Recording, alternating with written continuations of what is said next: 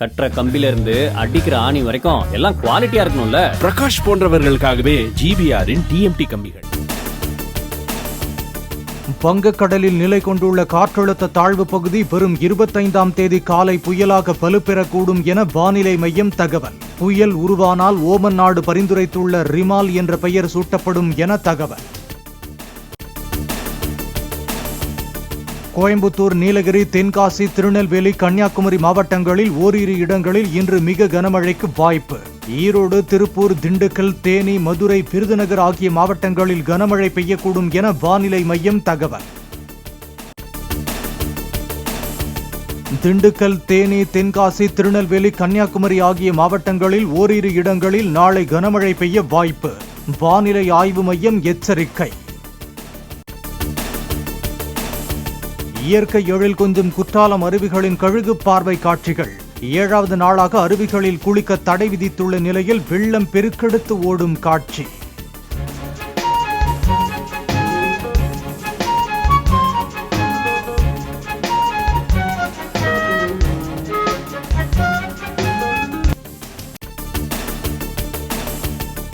Google நிறுவனத்துடன் இணைந்து தமிழ்நாட்டில் உள்ள ஆலையில் பிக்சல் ஸ்மார்ட் போன்களை உற்பத்தி செய்ய ஃபாக்ஸ்கான் திட்டம்.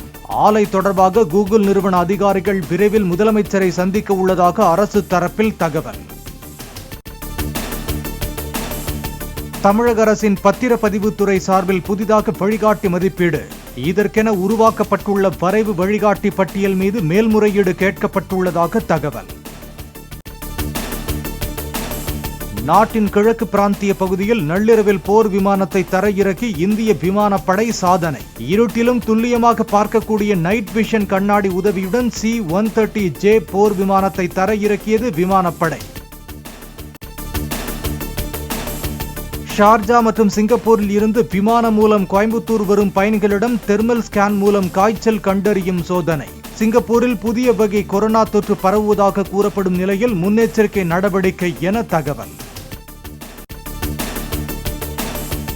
சாலை விதிகளை மீறியதாக தமிழ்நாடு விரைவு போக்குவரத்து கழக பேருந்துகளுக்கு அபராதம் விதிக்க தொடங்கிய போலீசார். அதிக பயணிகளை ஏற்றி வந்ததாகவும் நோ பார்க்கிங் பகுதியில் பேருந்தை நிறுத்தியதாகவும் அபராதம் விதிப்பு. எதிர்காலத்தில் எப்படி நடந்து கொள்வார், என்னவெல்லாம் செய்ய மாட்டார் என சவுக்கு சங்கர் உத்தரவாத மனு தாக்கல் செய்ய உயர்நீதிமன்றம் உத்தரவு. முதலமைச்சரை சவுக்கு சங்கர் உரிமையில் அழைத்ததை ஏற்க முடியாது என்றும் நீதிபதிகள் கருத்து. யூடியூபர் சவுக்கு சங்கரை காவலில் எடுத்து விசாரிக்க சென்னை சைபர் கிரைம் போலீசார் முடிவு. கிளாம்பாக்கம் பேருந்து நிலையம் தொடர்பாக பொய்யான ஆவணங்களை உருவாக்கி பொதுவெளியில் அவதூறு பரப்பியதாக அளிக்கப்பட்ட புகார் குறித்து விசாரிக்க திட்டம்.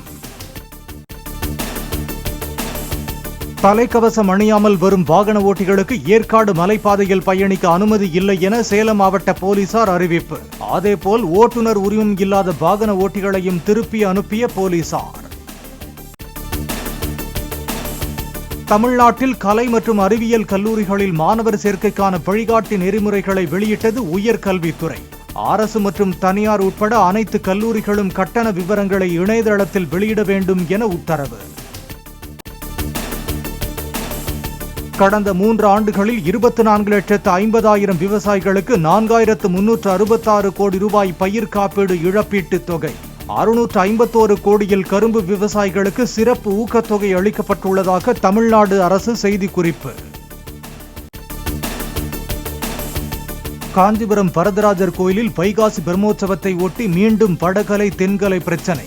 வடகலை பிரிவினர் மந்திர புஷ்பம் பாடுவதைப் போல தங்களையும் வேத மந்திரம் பாட அனுமதிக்குமாறு தென்கலை பிரிவினர் வாக்குவாதம்.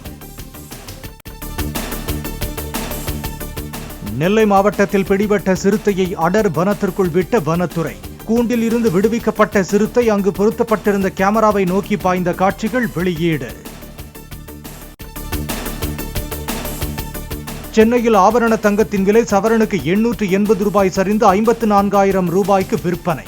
இதேபோன்று வெள்ளியின் விலையும் குறைந்து கிராம் 97 ரூபாய்க்கும் 1 கிலோ 97,000 ரூபாயாகவும் விற்பனையாகிறது. உத்தரப்பிரதேச மாநிலம் பல்ராம்பூரில் உள்ள பாடேஸ்வரி கோவிலுக்கு முதலமைச்சர் யோகி ஆதித்யநாத் வருகை. புத்த பூர்ணிமாவை ஒட்டி கோவிலின் பசுமடத்தில் பராமரிக்கப்படும் பசுக்களுக்கு உணவளித்தார். கொடைக்கானல் கோடை விழாவின் 7வது நாளில் நட்சத்திர ஏரியில் அலங்கார படகு போட்டி. ஊரக வளர்ச்சி, சுற்றுலா மற்றும் மீன்வளத்துறைகள் சார்பில் பல்வேறு விதங்களில் அலங்கரிக்கப்பட்ட படகுகள் இடம்பிடிப்பு. தலைநகர் டெல்லியில் நாளை முதல் மே 27ஆம் தேதி வரை கடும் வெப்ப அலை வீசக்கூடும் என்ற வானிலை எச்சரிக்கையை அடுத்து முன்னேற்பாடுகள் தீவிரம். ஹீட் ஸ்ட்ரோக்கால் பாதிக்கப்படுபவர்களுக்கு சிகிச்சை அளிக்க சப்தர்ஜங் மருத்துவமனையில் தனி வார்டு திறப்பு. உத்தராகண்ட் ரிஷிகேஷ் எய்ம்ஸ் மருத்துவமனையில் பெண் மருத்துவருக்கு பாலியல் தொல்லை கொடுத்த அதிகாரியை அவசர சிகிச்சை பிரிவுக்குள் ஜீப்பை ஓட்டிச் சென்று கைது செய்த போலீசார். கைதுக்கு எதிர்ப்பு தெரிவித்து நுழைவாயிலில் மருத்துவர்கள் ஆர்ப்பாட்டம் செய்ததால் நோயாளிகள் பயன்படுத்தும் ராம்ப் பாதை வழியாக 4வது மாடி வரை ஜீப்பை ஓட்டிச் சென்ற போலீசார்.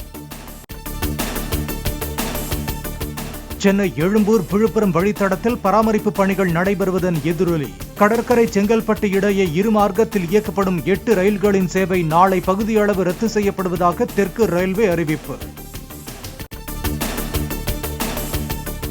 சென்னை பசுமை வழி சாலையில் உள்ள கபாலீஸ்வரர் கோயில் நிலத்தில் கலாச்சார மையம் கட்டும் பணிகளை நிறுத்தி வைக்க உயர்நீதிமன்றம் உத்தரவு. விதிகளை மீறி கோயில் நிலம் மற்றும் நிதியில் கலாச்சார மையம் கட்ட அரசாணை பிறப்பிக்கப்பட்டதாக தொடரப்பட்ட வழக்கில் அரசு விளக்கம் அளிக்கவும் ஆணை.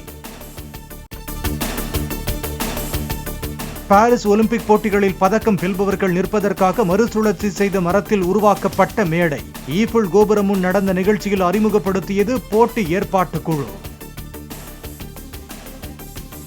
கட்டுற கம்பில இருந்து அடிக்கிற ஆணி வரைக்கும் எல்லாம் குவாலிட்டியா இருக்கணும்ல. பிரகாஷ் போன்றவர்களுக்காகவே GBRன் TMT கம்பிகள்.